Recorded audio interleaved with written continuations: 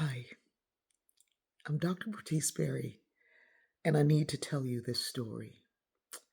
In 1859, on March 2nd and 3rd, 436 humans were sold from the only home they'd known.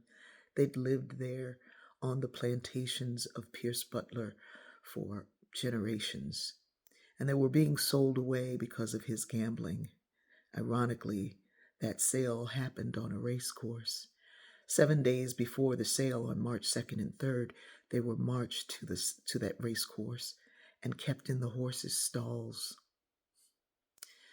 Every year I read Dostick's account of that sale, and what stood out to me this year was something that I had known, but I didn't want to see. I didn't want to really remember. All the women for 7 days leading up to the sale, all the women wore elaborate head wraps. They took whatever fabric, whatever clothing, whatever cloth they had, and they wrapped their heads elaborately, finely, beautifully. The men found whatever cast-offs that they had been given over the years and put them on, whatever colors, whatever ways they were matching. They did their best to look their best. Now, just for a moment, just for a moment, just for a moment, not for generations, just for a moment, I'd like you to imagine the worst thing that could happen to you, and then you having to act like you were a participant and that you enjoyed it.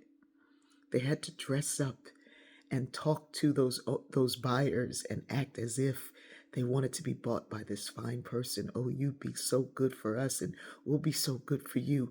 And they did all of that because they didn't want to be separated from their families. They wanted to be bought in the same lots.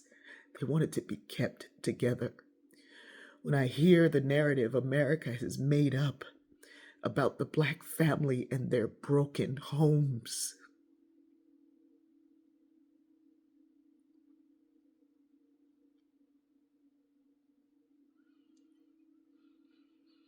we are adding insult to the injuries of generational trauma. And so to honor them, I can't do anything to change those sales on March 2nd and 3rd. But what I must do is remember. What I must do is tell these stories to my children and their children. What I must do is tell those who are willing to listen and to learn and to know so that we never repeat the past. What I must do is live with the dignity that they lived with at the worst of their lives, the worst times.